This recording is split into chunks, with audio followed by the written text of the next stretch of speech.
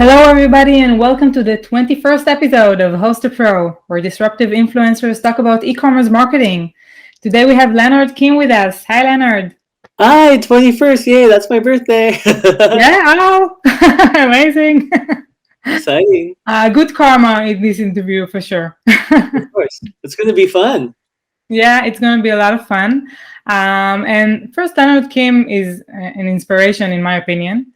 I'll tell him what he writes about himself, and then I'll keep on going from there. So Leonard Kim is a marketer who wins a lot of brands despite being a self-described expert at failing. Love that. And listen to that. He is recognized by Fortune 500 companies, New York Times best-selling authors, and venture capitalists. You know, huge media publications like Forbes and CMO and Fast Company and Fortune, and I can keep on going. And I think the most important, thing for you to know is that his content has been read over 14 million times. Okay, I think it's I just checked, and it's now 23 million. 23 million. You should update your website. Okay, so 23 million, mind blowing for sure. And he's also the co-author of a book you wrote with your business partner, right, Ryan Folland, called Ditch the Act, Reveal the Surprising Power of the Real You for Greater Success. Yeah. Okay, sounds super inspiring, and it kind of gives us a hint on the topic that we're going to discuss today. So personal branding for, leaders in the D2C world. Right? Exactly. So in the book, I'm going to share a lot of what comes from the book. That book is built, designed, and ultimately the ultimate blueprint to go out there and build your personal brand, no matter what space you're in. Like if you're working a job, you could get to the C-suite. If you're working a business, then you could get lots of people buying your stuff. If you're an artist, you could become a top artist in your field, like a Shepard Fairey or like a Risk or like Banksy or something like that. If you're a musician, same kind of results. Like you could get up to like Kanye and Jay-Z level. It doesn't really matter where you are or what kind of career path you're on. You could even do this in the nonprofit or the educational world. It's just you have to think about it more as the things that you want out of life, because your personal brand, what it's designed to do is it's designed to attract to you what you want out of life and the things that you didn't even know that you wanted in life. For me personally, all I was looking for at the very beginning of my personal branding journey was like a few friends, and I was able to make them. I'm like, oh, cool, you work at McKinsey. I've always respected McKinsey. I want a friend who works at McKinsey. Oh, wow, you're a high-level attorney? I never met one of those before. Oh, you're a venture capitalist? That's cool. I want to be friends with you. And I started meeting and networking with all these extremely important people. And if you know anything about my past, I spent my entire life up until 2013 failing at everything I did. So I had no resume. Every time I tried to apply for a big job, they'd be like, what's this guy? Who's he? And then I get passed up for interviews. I get passed up for promotions. I wasn't able to really get anywhere. But early in my career, I'm like, I think I'm a pretty good marketer. Like we signed up like 1,000 vendors for this membership, and that was pretty cool. But the company sucked because we didn't get enough money for our next round of funding, so we went out of business. But I still got 1,000 vendors on board. I think I'm kind of okay at this marketing thing. Then at another company, I'm like, I lined up 10 deals for like real estate, and that's like a lot of money. But then their stearns went down in the fire sale. I couldn't control that. The whole real estate market industry crashed. Was that my fault? I don't know, I guess. And then I'm like, well, this other company, like we were doing like helping people like save their homes, and I'm like, we had the phones ringing off the hook, and I think I figured out how to make that happen. Like, it's not my fault that someone paid someone too much money and like messed up on payroll and the company died. Like, all these factors that are outside of your control, like, kind of happen when you're in the small startup world. And I'm like, I don't think I'm that bad at what I do, but let's see. Am I? Let's give it a try. So I'm like, no one's giving me a shot at marketing. I don't think I'm that bad at it. Maybe I am, but maybe I'm not. Let's go see what happens. So I kind of redirected my efforts, and I'm like, I got nothing to market. I got no product. I got no service. I got nothing. I'm at a job I hate. I'm taking public transportation for 5 hours a day. I'm earning $16.24 an hour. All I can afford is $1.64 quesadilla at the cafeteria. What am I gonna do? So I'm like, huh. I practice learning how to write by studying my mentors. I'm sure you're familiar with Neil Patel. I actually went to high school with him. Both of us had our very first jobs. They were exactly the same. It was picking up trash and cleaning the bathroom at Knott's Berry Farm, which is a theme park over in Buena Park. And there was another guy who owned this site called Copy Blogger, Brian Clark, and he used to write these daily emails, and I used to read them all the time. So I studied, practiced, and did all this other stuff. Like, I wanted to be a good writer, but I didn't know how to be a writer or anything. So, like, I'd take, like, a favorite book, or I'd take, like, a memoir or something like that, and I'd start writing it out word for word and just copying it. And suddenly, my subconscious grew to the fact where I was, like, picking up all these different writing styles. Like, I didn't know I was, but that was subconsciously what was happening while I was practicing. Then when I actually went out to build my personal brand, it was kind of a mixture of like other people. It wasn't really my natural, authentic, pure voice, but I put out one piece of content. By putting out that one piece of content, 102 people viewed it in a month. But the next month, I perused through other people's content, left a comment here and there, and then someone I left a comment for actually came back to my content and was like, "Wow, that's pretty good." And they shared it with like 1,000 people. It was like the spark inside of me. And like, shut up. I'm like, wow, that's amazing. Someone shared my stuff with 1,000 people. And I got excited. I had no idea what I was doing, but I just wanted to go and create. So I just wrote and wrote and wrote. And within 6 months, that 102 reads turned into 2 million with about 3,300 followers. Within a year and a half, that turned into 10 million reads on my content with 20,000 followers. And 2015, the next year following that, like I started working with people, and they're like, "Why don't you try writing for some publications?" And I'm like, "Yeah, sure, whatever, let's give it a try." So I started writing for Inc. magazine, Huffington Post, Entrepreneur magazine. And as I was doing it, I was like, you know who's getting the benefit from all these articles I'm making? It's the people I'm featuring. How do I flip it around so I get featured instead? So I figured that out, and that led to over 300 media features as of date, and some of the publications that you mentioned earlier, and a lot more. And as that happened, like, it's like kind of like a snowball. Like the content I was creating in 2013 and 2014, like I made a tenth of that much content in 2015. But the snowball was pushed so far that the results kept coming to today, where now I've had speaking engagements where I've spoken at Salesforce, where I've done the TEDx, where I got invited to Istanbul to go speak at the Four Seasons, where I've been over to Banff to the Fairmont Hotel, which is the castle, to go speak for the Cult the Gathering, where I've been paid a large amount of money to go and speak. I even taught an MBA program on community marketing, the relationship of going out there and building a brand and the community behind it. I'm like, I didn't know I would ever teach something like that. Also, at the same time, like when I was at the very beginning phases of everything, my writing went from people paying me $0 to offering me $250 to write something, to $500 to $1,000, all the way up to $5,000 to write something that took me like an hour or two to do. Then in 2015, around while all those things were happening, I definitely knew I wanted out of my dead-end job, so I applied to one job on the recommendation of my friend. I worked there 4 years for an academic medical center, and in those 4 years of working there, my boss did something extremely interesting. He's like, okay, so I'm going to give you 3 months. Don't create a single thing. Go around, interview everyone, talk to them, see what they're doing, figure out what's working and what's not working, and come up with a strategy. I'm like, you could do that at a job? That's crazy. I thought only business owners do that. And then, so I implemented I created a plan, and I presented it to him like a strategy. And then, like, he's like, okay, this looks good, let's run with it. But like, 3-6 months in, I was chatting with him, and I'm like, we're going to be on the first page of Google. And he's like, there's absolutely no way in the world we're ever going to make it to the first page. But year 3 in, I'm like, look at all this stuff that's on the first page of Google. And we were on like page 16 back then. And our academic institution had a naming gift at the very beginning, and most naming gifts go after the university name. This one was so big that it went before the university name. So our Wow. brand, when I started, was only 5 years old. It was new to the community. When people heard the word Keck, they did not know what it meant, and we had to go and build the brand effort so that name brand became recognizable.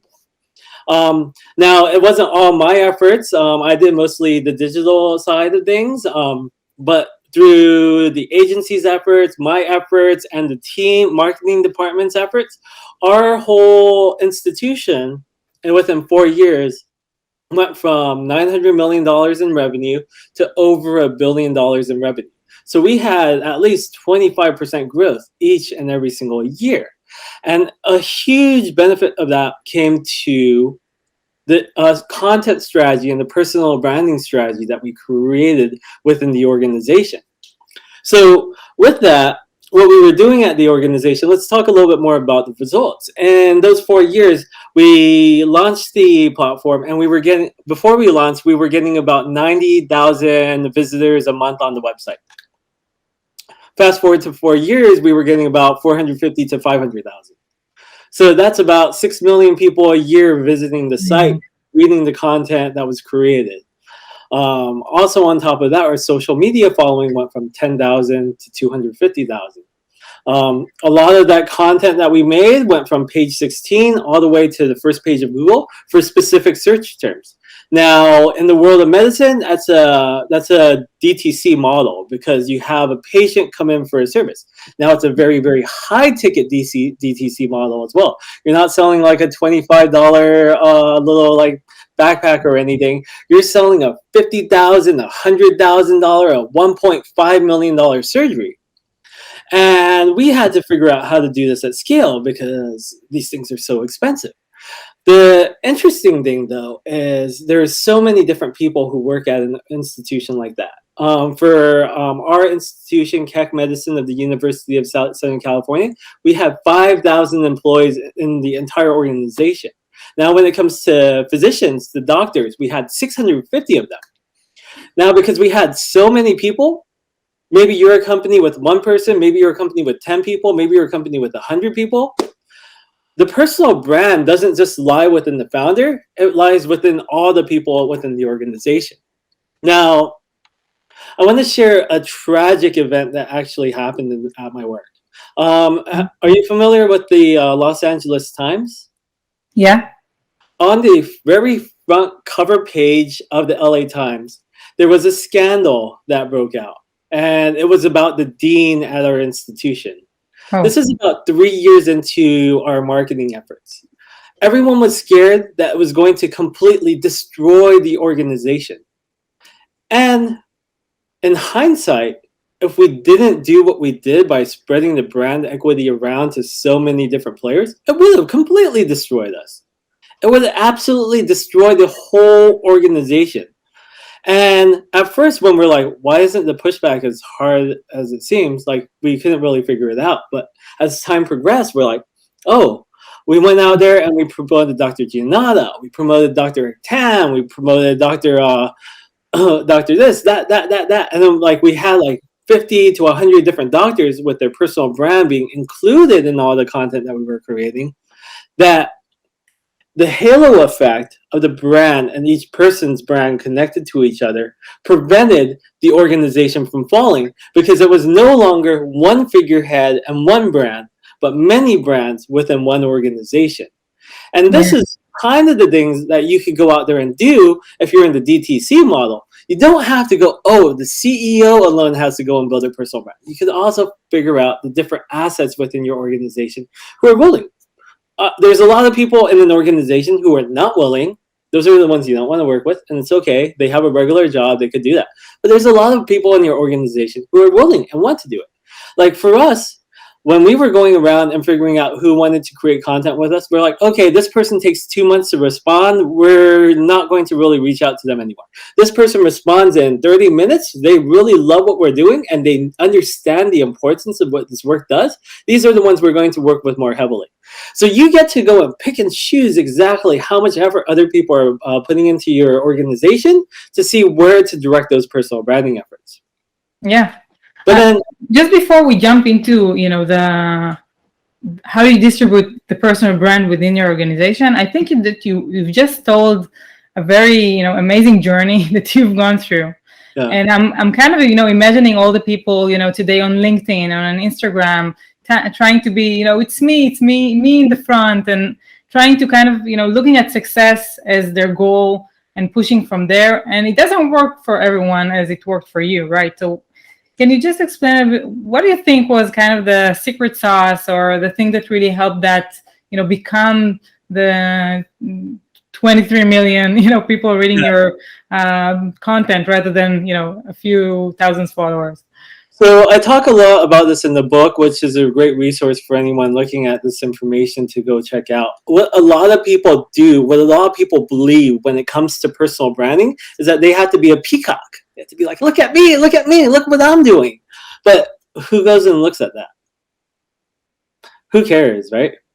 When you really think about how to go out there and build a personal brand, like when we first started talking, you had mentioned that you felt a sense of admiration for me, right? In my content, did you feel that I was peacocking or trying to show off in any way? Not at all. I think the thing that attracted me was the authenticity and vulnerability that you actually showed, rather than I'm the best. Yeah. And I think what a lot of people don't understand is that when they try to go out there and be authentic, like people assume that they already are authentic and they assume that these are the traits that they already carry. But the truth is, it's kind of getting back and peeling back the layers. Like at Toyota, what they have is they have a philosophy called the 5 whys. It's like, why did this happen? Why? And then it's an engineering concept. And with that engineering concept, you get back to the root issue of the problem. So let's say there's a click in the engine. You're like, why is it clicking? Is it the fuel pump? Is it this? Is it the gas line? Is it this? Oh, we found it. And then when you ask why so many times, you get to the root cause of everything. Now, getting to how to become authentic is also having a deep understanding of who you are. But then most people don't apply engineering concepts to themselves. They apply them to work. But when we go out there, we could actually apply these things to become better versions of who we are, get more in tune to who we are, and then become more relatable to others. And it's an extremely hard thing to do. That's why I made so many resources and worksheets in my book that really go out there and help the person go out and identify exactly what it is that's within them. And I like to use this example. I'm an avid collector of Pokemon cards. I'm in a Pokemon group on Facebook. In that Pokemon group, people share their Charizards, they share their alt art, like me, like Dragonite, and like all these like $50 to $100 very, very special cards. You jump into the group for the very first time, your assumption is everyone pulls these cards, because no one's pulling like their basic cards that they get, right? Like no one's pulling out their 10-cent card that they just won. They're just like, oh, look at my hits. So like when a lot of people go to like social media, to like the websites, and they check everything out, they see everyone's greatest hits album. It's like, yeah, we're rocking out to the best tunes of 1999. Yeah. And while that's great and everything, you can't build a genuine connection off that. I want to use this example. There's this guy I know. In the past 6 months, he's put up all these happy pictures of his kids. He talks about how amazing his business is going. And me personally, I've been for the last year and a half going through a divorce.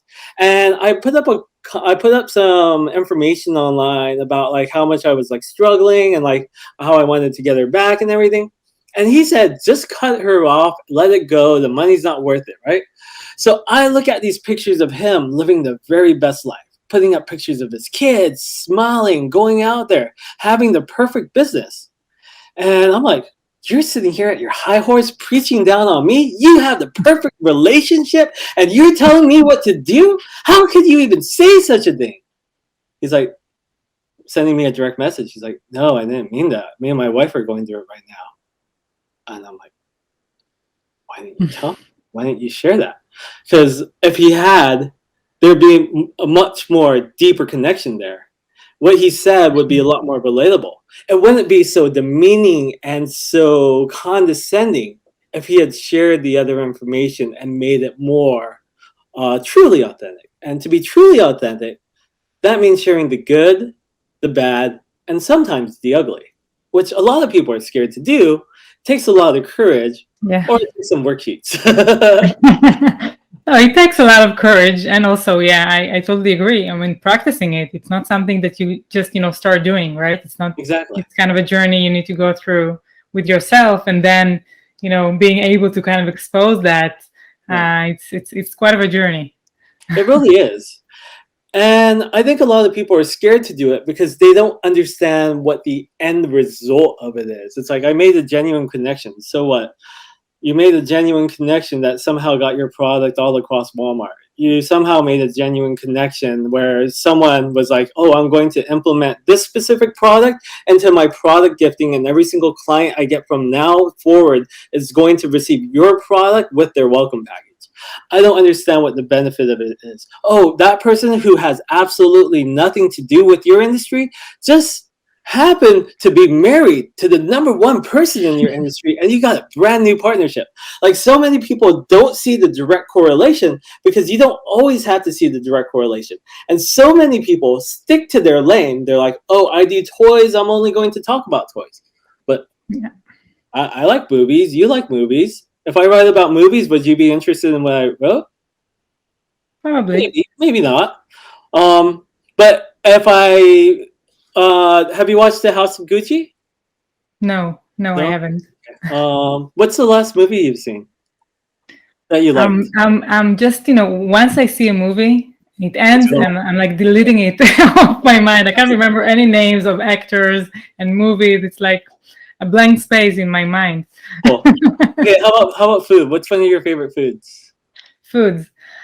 Wow, that's a good question. I love sushi, even though I'm vegan, so I'm I'm eating like vegan sushi. So Um, let's just say this, for example. I personally don't like sushi. Not a fan. Just can't do it. It's that texture. But let's say I did like sushi, and I wrote something related to sushi, and it might be at like a restaurant near the one that you like, and then you just happen to fall across the article, and you're like, "Huh, I've been there. I like that place," and you read it, right? Wouldn't your first inclination be, "Who wrote this?"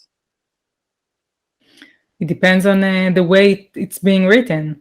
So if it's good, then you want to know like who wrote this, right? Like your Yeah. curiosity would spark, right? And then let's say you click onto their profile, you Google them, and you figure out more of what they do. Let's say they happen to own a business that was in relationship to something that you wanted in life. Would you want to learn more about them? For sure. Exactly. For sure. So many people think you got to stick in your lane, but the thing is, if you niche down, you're only going to your target audience. Like, let's say you're an engineer, for example, completely irrelevant. Like, and then you want to go out there and talk about only engineering. The furthest your brand could grow is maybe 5,000 followers, 10,000 followers, 15,000 max. There's like no way it could get beyond that because you're only talking to your own niche. But if you talk to your niche, the niche next to your niche, the next niche next to your niche, next to your niche, next to your niche, and next to your niche, and like even things way outside of your niche that don't make sense, what you're doing is you're opening the door and opening up all these pathways from all these different places of people who come into what you do. So now for the personal branding side of things, let's say you have a kids product and you're writing about like parenting topics. Guess what? Your parents are going to see that. They're going to be like, this guy made kids toys. I want to go check out their content. Oh wow, he's got a toy store. Oh, that's how you win doing the e-commerce model. That's so true and so amazing. And while you were speaking, I'm just thinking about people that have the need to see attributions and to see funnels and to see something very much direct and measurable. And I think it's sometimes very hard, even for marketers that believe, you kind of need to believe in that in order to kind of open yourself into this kind of, activity and practice. And there is a gap here, right, in our industry. There is a huge gap between this kind of thinking, very KPI measurement attribution, towards kind of a marketing karma, networking effect. So the traditional method, absolutely important. Don't change it. Stick to it. It needs to be there because that's your primary business model. Like, this is an extension to what you're doing. So if you do Facebook ads, you have an e-commerce site, you spend $10,000 in ads and you get $25,000 in sales, you don't change that model. You keep it going because that's your recurring revenue. But now you want to open up new channels. You're like, maybe I don't like spending $10,000 a month. Maybe I'd rather just create stuff so I get actual residual income as opposed to ad dollars and turning into revenue with the CPAs. Like, eventually, if you do it the right way, you don't have to run ads anymore. I mean, you probably should, but you don't have to. And then you have this new method where you have a more holistic approach where more things from more areas come into your business. And then the problem with running a business is it's very two-dimensional. Product, sell, product, sell, product, sell. So you take the product, you put a little things on your customer journey for the emails, you put a little retargeting, you put a little ads out, but it's very product driven. Once you put the face to the company, if you have one, great. If you have 5, even better. Then you have different extensions that all fall back in. Like for me personally, I don't have to go out there and market my products. I just have to talk about what I do, where I went, something I learned, some book I read, what I have for dinner, whatever it is, right? And by doing this, people consume the content. They go back to my personal site. They see all the different things that I do. They're like, oh, he has a book. I could buy a book. Oh, he has a course. I could buy a course.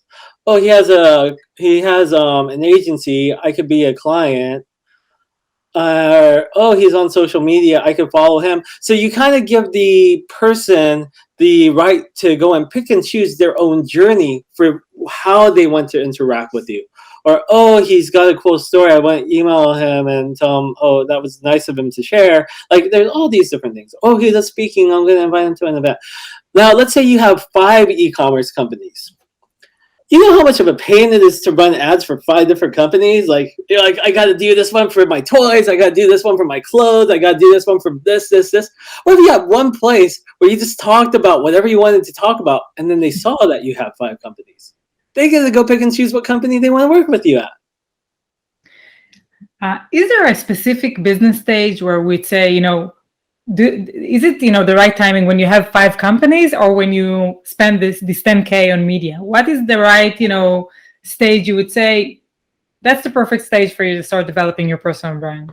People should start their personal brands before they even think of owning a business. So if you're like 5 companies in, you're a little behind. If you're 1 company in, you're a tiny bit behind, but you can still play catch up. Like the personal brand, like if we think about like life in general, right? So people who have jobs, do they stay at their job for 40 years or do they switch around? They switch from time to time. People who have businesses, do they stick to one business for 40 years or do they switch around? Switch around for sure. Exactly. So we know without a resounding doubt that what we do today is probably not what we're going to be doing 5 years from now. Me, yeah, I don't know what else to do. I thought about it. The only thing I could think of doing is going to work at GameStop, so I could get Pokemon card discounts and early releases. Like that pays $10 an hour. I'm not sure if I really should go do that. I want to see this collection at the end of the interview, please. I'll definitely show it to you. I'll bring out my binder and everything. Maybe I could walk over and we could show it to everyone together. You want to do that? I have, I think we have over 400 cards at home, and I can definitely display some of those as well. Yeah. I forgot what I was talking about, but yeah, you're going to change your journey at some time. You know what's the hardest thing? When you go and build a business and you're like, oh, I gotta take this whole thing down. Now I gotta start over from scratch. What am I gonna do? I gotta start over everything from scratch and rebuild. Sure, I have money and I can make it faster, but it's still paying to rebuild. You have that personal brand there. You just change what you do for a living. You make an edit to 2 lines. Your website still exists. All your existing content exists. You just made 2 edits to 2 little sentences on your website, and you've completely pivoted.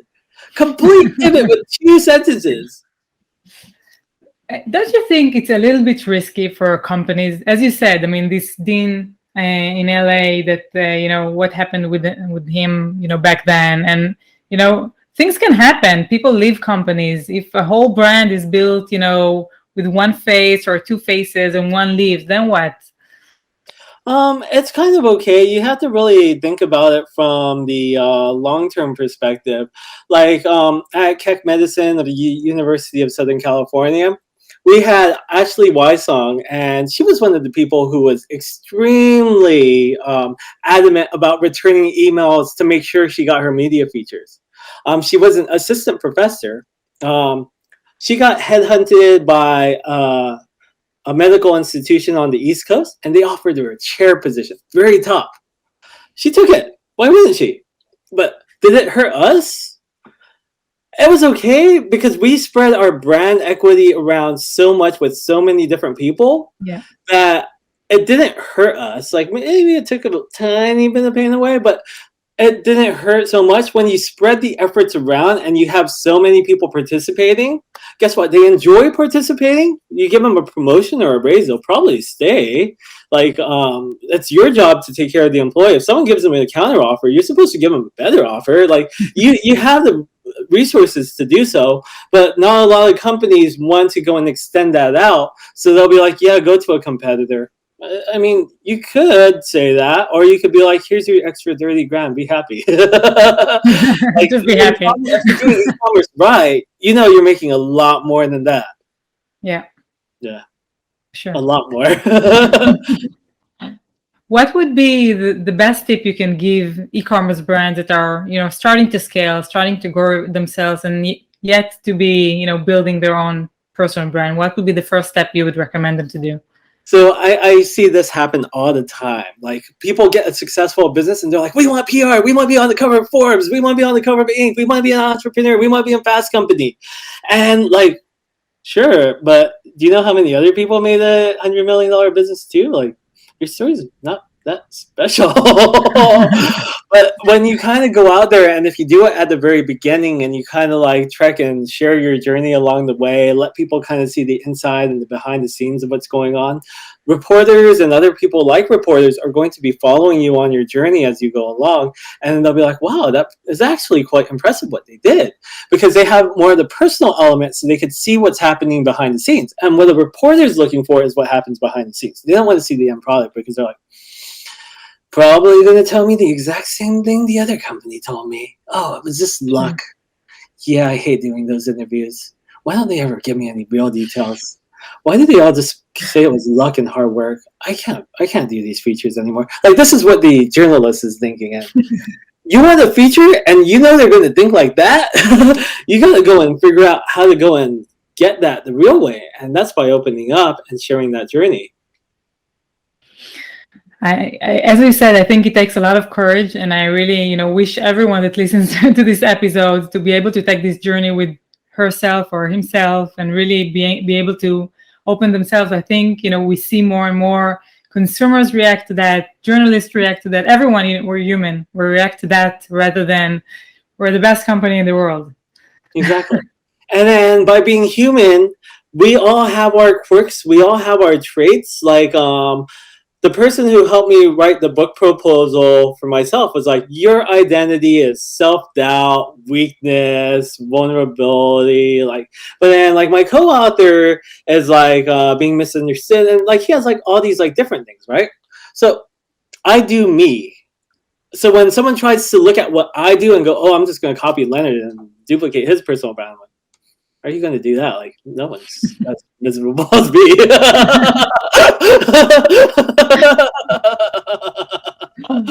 So it's not duplicatable when you go person to person. And like another funny thing that people do is they'll like look at like a Tony Robbins or Gabby Bernstein who's like 10, 20 years into building their personal brand, and they're like, I'm gonna go and copy what they're doing. It's like, well, yeah, you could say something inspirational, but you have no audience. They spent years building that audience first by letting people get to know them. So, I mean, it is hard, it is difficult, but I took a lot of time, so much time that I became anti-writing for 2.5 years because I put my blood, sweat, and tears into the project of the book to make sure it was absolutely perfect and it would be exactly duplicatable. That you had the resources there to go out there and do it. It's at your fingertips. All you have to do is put it into action. Amazing. Thank you so much for this interview. I think it was inspiring as I thought it would be. And thank you so much. Sure. Before we go, let's show everyone the Pokemon cards. I totally agree. Oh, wow. I got these. This is so big. Let me stand. Wow, it looks super heavy.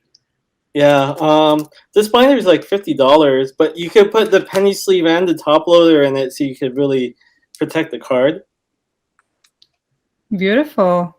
What a collection. Yeah. Oh, wow. On this is all I've been doing this year. Like, I kind of took a break from work, and in the last year, I've been going to the movie theaters, I've been going to the beach, I've been going on hikes, spending time with friends, relaxing, chilling out. Because, you know, divorce is kind of overwhelming and everything, and it kind of, like, breaks the heart and, like, destroys the soul. So, I've been doing a lot of me time, I guess you could call it that. And I think it's something that all founders should do.